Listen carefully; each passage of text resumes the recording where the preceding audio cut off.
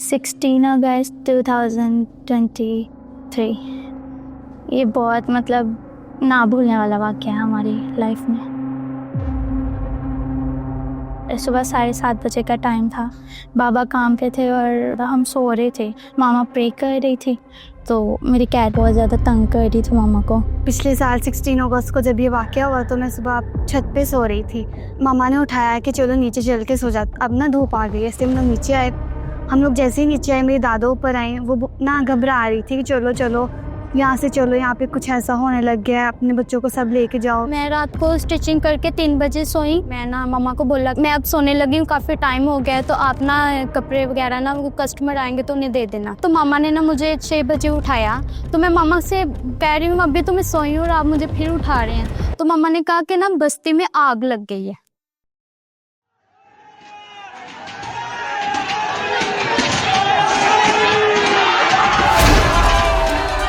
शर्मा वाला वाक़यात में मुख्तलिफ इलाकों में सिरजा घरों को आग लगाई गई। Enraged mob vandalized multiple churches over blasphemy allegations. सब लोग बहुत जल्दी में अपने घरों से निकल रहे थे। किसी ने अपने घरों की परवाह नहीं की। किसी में पैसे पड़े हैं, इसमें जेवर वगैरह कुछ तो किसी चीज़ की उन्होंने फिक्र ही नहीं किया। आप का जहेज बनाया था वो सारा चोरी हुआ। आके देखा हमारे घर का सारा नुकसान उन्होंने किया, बर्तन वगैरह तोड़ दिए, कोई चीज़ नहीं उन्होंने हमारे घर की तोड़ी। ना हमें अपने घरों का दुख नहीं था जितना हमें चर्चिस का दुख था, बाइबल्स जलाने का दुख था।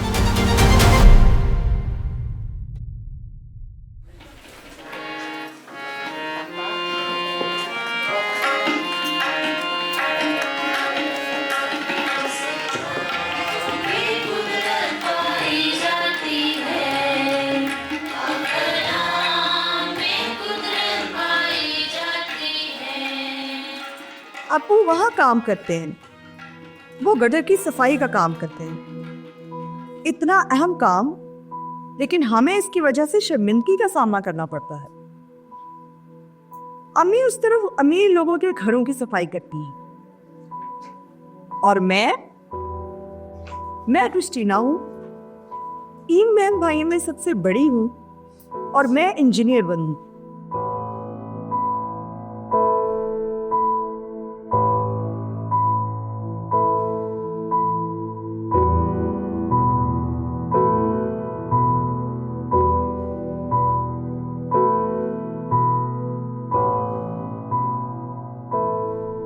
पहले दिन खुशहाली का सुना तो मतलब कि सबके ज़हन में ये था कि जैसे बाकी तंजीमों की तरह तंजीम आती है तो पैसे दे के चली जाएंगी, बच्चों को पैसे देंगी और चली जाएंगी। तो हम मतलब कि यही सोचा था कि यही होगा, इससे ज़्यादा कुछ नहीं हो सकता, यही होता है आज तक। जब मैंने फॉर्म पढ़ा तो मैंने कहा ये क्यों पूछ रहे हैं कि आपके पापा सफाई का काम करते हैं, ये करते हैं, आपको क्या मतलब कि एक बार सब हर सवाल बार पूछ रहे हैं। मतलब कि मैं काफ़ी मतलब कि कन्फ्यूज थी कि क्या होगा इसमें, क्या फॉर्म के मतलब के थ्रू क्या करवाना चाहते हैं।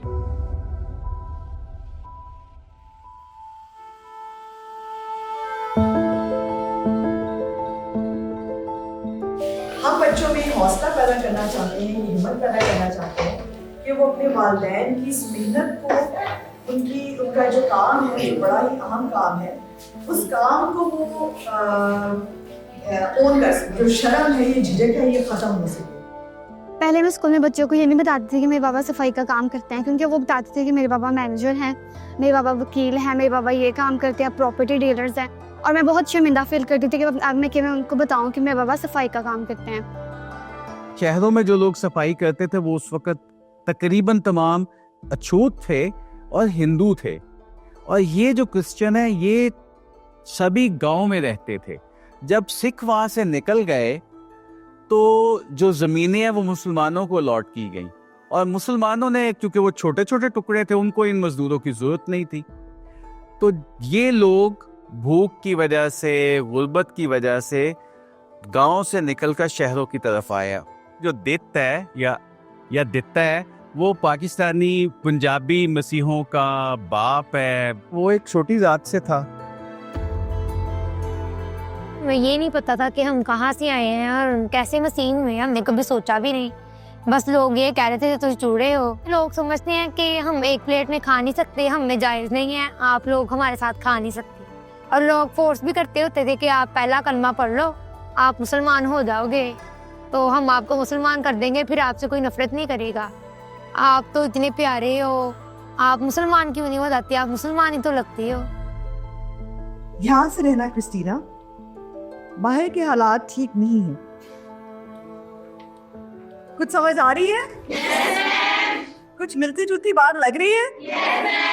मैं सारी सफाइयां कर देने, घर दी सफाइयां करनी, तानू संभाले, तेन शर्म नहीं आती? मम्मी गलती होगी, मैं तो कुछ कीता भी नहीं है। खुशहाली फेलोशिप में जाने से पहले मेरा एम ये था कि मैं पायलट बनूं, लेकिन जब हमने डिफरेंट एक्सप्लोरर विजिट किए, जो डिफरेंट जगह पे गए, हम लोग हाई कोर्ट गए, और सबसे ज़्यादा बड़ी बात जब हम लोग पंजाब असेंबली में गए, वहाँ पर जाकर जब हम लोग बैठे तो मुझे ये समझ आई कि मेरा एम कुछ और है। और उसके बाद मैंने सोचा कि मुझे असिस्टेंट कमिश्नर बनना चाहिए, और मेरा यही अब एम है ताकि मैं अपनी सोसाइटी के लिए कुछ मज़ीद भर कर सकूँ। पूरे पंजाब के तमाम हाई ऑफिशियल्स, डेलीगेट्स, डिग्निटरीज यहाँ पे मौजूद होते हैं सेशन में। इक्वालिटी ऑफ ए सिटीजन, मर्द औरत, हिंदू मुस्लिम सिख ईसाई सब बराबर नहीं। हमने बहुत सी चीज़ें सीखी, जैसे कि हम बहुत सी जीसी यूनिवर्सिटी में गए और हम लोगों को सर क्रिटिकल थिंकिंग के बारे में बताया, मैम ने कम्युनिकेशन स्किल्स के बारे में बताया, और फिर मैम आर्ट थेरेपी, मैम कलिका ने हमें आर्ट थेरेपी के बारे में बताया, और मेरा खुद का भी शौक था कि मैं आर्टिस्ट बनूं। आर्ट थेरेपी का मतलब है कि अलग अलग तरह की आर्ट, जैसे कि ड्राइंग हो गई, पेंटिंग हो गई, नाचना हो गया, गाना हो गया, उसके ज़रिए हम एक ही बातें एक दूसरे से शेयर कर सकें। बेशक आप एजुकेटेड हो जाएं, आपके पास फाइनेंशियल नॉलेज नहीं ना होगा तो आप लोगों की जेब में से हर कोई पैसे इजीली निकाल सकता है। एम्बेसडर आए थे बहन, तो उनसे हम मिले और उनकी मिसेस से मिले, तो काफ़ी मिलके बहुत अच्छा लगा कि अच्छा फॉरेनर ऐसे ही दिखते हैं, मतलब कि कभी सुना था, दूर दूर से देखते थे, पर कभी ऐसे सामने रूबरू नहीं देखा था। जब मेरी पहली लाइफ थी ना, वो ऐसे घर में रहना, बस ऐसे अजीब से ख्यालात, घर में रहना, बर्तन धो लो, कपड़े धो लो, ये ऐसे रहना। जब हमने ये कुछ सीखा, जैसे कि बहुत सारी चीज़ें, 6 डिसीजन के बारे में सीखा, कंप्यूटर के बारे में सीखा। कंप्यूटर मुझे इतना बुरा लगता था, तो फिर जब सर ने हमें सिखाया कंप्यूटर, तो वो तब से मुझे बहुत अच्छा लगता है। हमारा ब्रेन जो है वो it's kind of like a CPU software है। मुझे ब्रेन कह रहा है मैं चल रहा हूँ, मेरा हार्डवेयर इज माई बॉडी और सॉफ्टवेयर इज माई ब्रेन। तो मैंने कभी रोबोटिक्स वगैरह कभी नहीं देखा था, वो उसको बस वीडियोस फोटोज़ वगैरह में देखा था कि ठीक है इधर ही अच्छे लगते हैं। पर जब हम लोगों ने मैम के अंदर का सेशन लिया और देखा कि यार ये तो हम खुद रियल भी देख सकते हैं और हम इस पर काम भी कर सकते हैं, तसव्वुर नहीं कर सकते कि हम इसको देख भी सकते हैं, हम इसको यूज़ भी कर सकते हैं। आज हम आए हैं GC यूनिवर्सिटी फैसलाबाद, और ये है हमारी रोबोटिक्स और AI की क्लास, और यहाँ हमने रोबोट्स के बारे में सीखा और उनसे खेला।